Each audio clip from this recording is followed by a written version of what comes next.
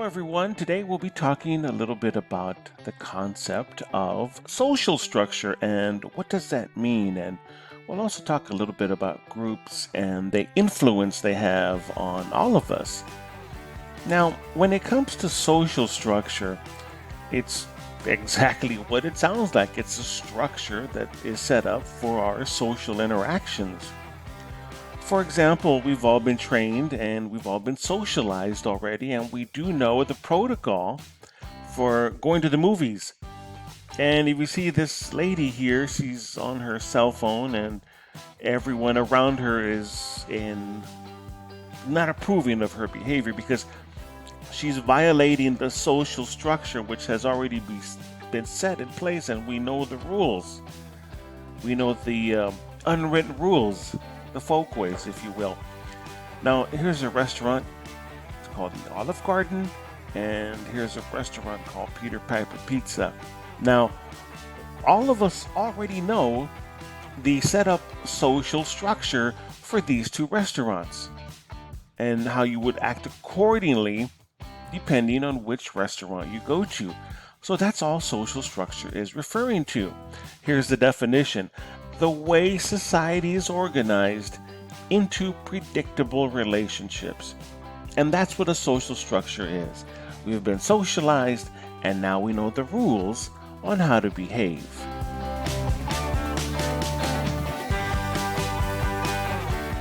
Now I'm going to show you a kind of a chart here. At the very top we have society. All right, society. And then we have the social institutions of society, like the military or the government. Then we have the groups that we belong to, our social groups that kind of give us our own social structure. Then we all have statuses within those groups. And we all have roles within those groups. Within each status has its own roles. And then finally, here you are way at the bottom.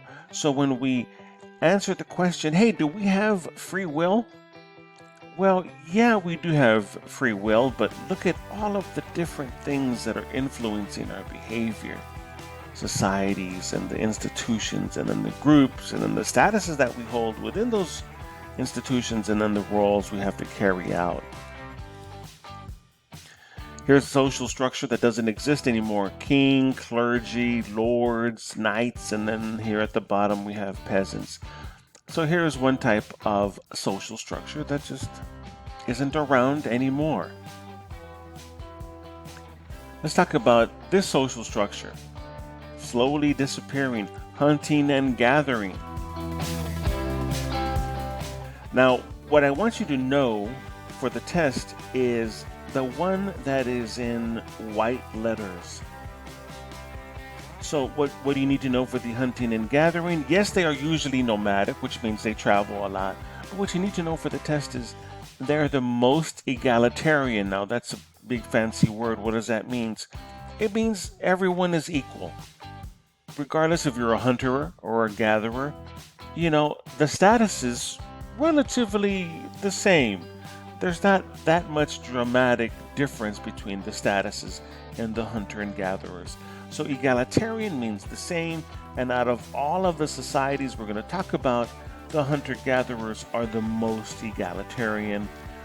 And here are the San people of Southern Africa, and they are one of the oldest types of societies that exists. Here they are resting when they're going on a very long hunt. You can see they simply rest their foot on their other leg and they take a rest. Okay, so the San people, an example of hunting and gathering, and they're the most egalitarian. Then we have the Pastoral Horticultural Society, and what you need to know for them is that they basically have a division of labor, tools, and weapons, and now we're starting to see some mild inequality. Now we're starting to see things are a little bit unfair. And I want to remind you once again, for the purposes of the test, you need to know the one that is in the white letters here. Division of labor, tools, and weapons. And yes, there is some mild inequality. Some people are richer than others, but it is very minimal. What you need to know is we're starting to see people are taking on different jobs. The Duca people still in existence, and they are people who have their own animals. Specifically, they have reindeer, and they're riding the reindeer, and they kind of trim the antlers, and then they use the antlers to make things like here we have a knife. So, pastoral horticultural. They own animals, they grow plants, and now we're starting to see a division of labor, and they're using tools and weapons. Next type of society is the agricultural society, defined by the invention of the plow. And now we're starting to see culture really grow because we have so much food that we're starting to see they have their own style of clothing, their own style of songs, their own style of art. So the agricultural society defined by culture blossoming.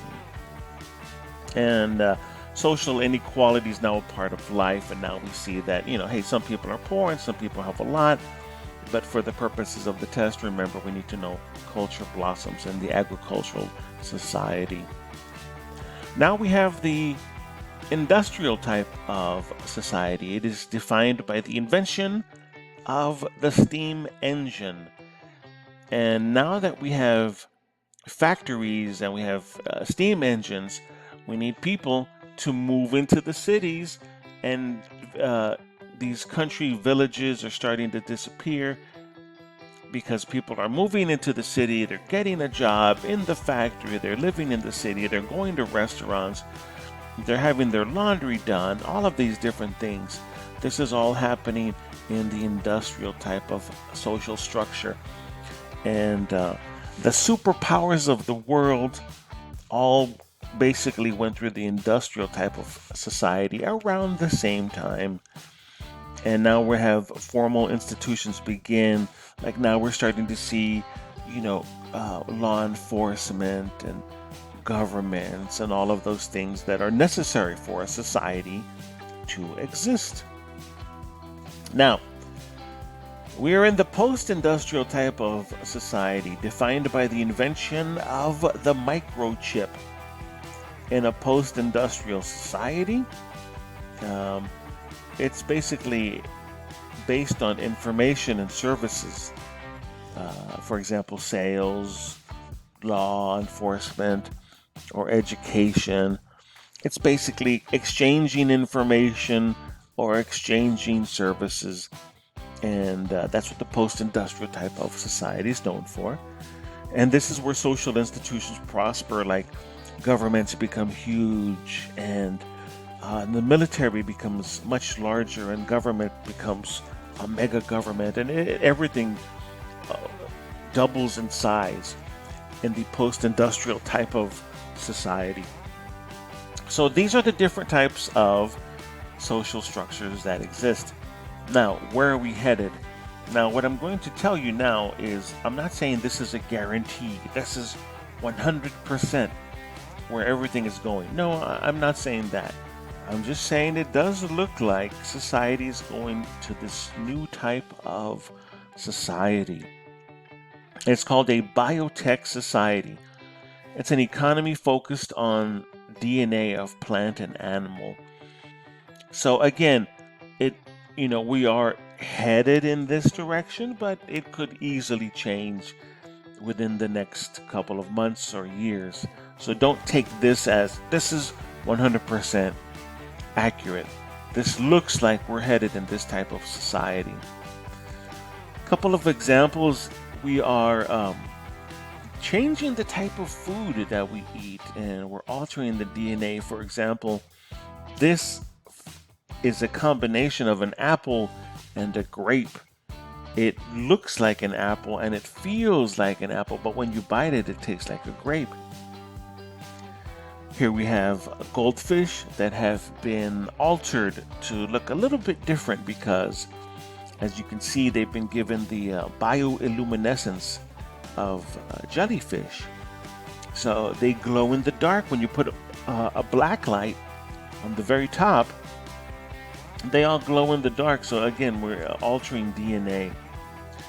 In some of the poor countries of the world, sometimes the citizens of the poor countries will sell one of their kidneys to people in a rich country, because the amount of money they can get for the kidney will change their life and help their family.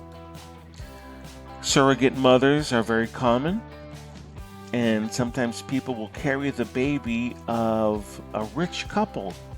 That way the wife doesn't have to carry the baby. They'll carry the baby, they'll deliver the baby, and then they'll pass it over to the biological mom and dad.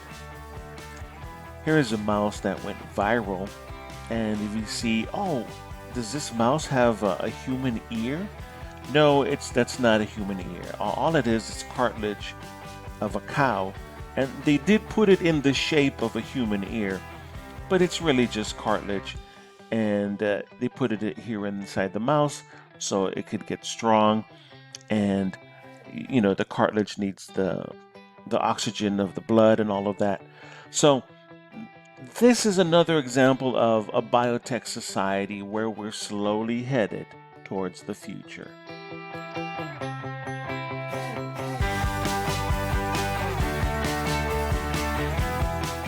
Another example of the future. Here we have an individual shopping this is South Korea, and they're picking the food that they want by pressing a button, and then at the very end of their shopping experience, they'll go to the front, it will already be bagged, and all they have to do is buy it. This is from Japan. The food is flawless. It has no imperfections, and it's become kind of accustomed to when somebody moves in a house, or if it's their birthday, you give them some fruit that is absolutely flawless. Here's a watermelon in the shape of a square. That way it's not rolling around when you buy it, and you can cut it a little more evenly. This gentleman here, this is the beginning stages, you could say, of an Iron Man outfit. He is wearing an exoskeleton. This skeleton helps him work longer hours. He can lift heavy objects, and it gives him, you could say, super strength. And that way his body does not tire as quickly. Last example, this is the future of a cast. This person has a broken forearm, but they put on this cast, and then they can wash their forearm, and it will do exactly what a typical cast does.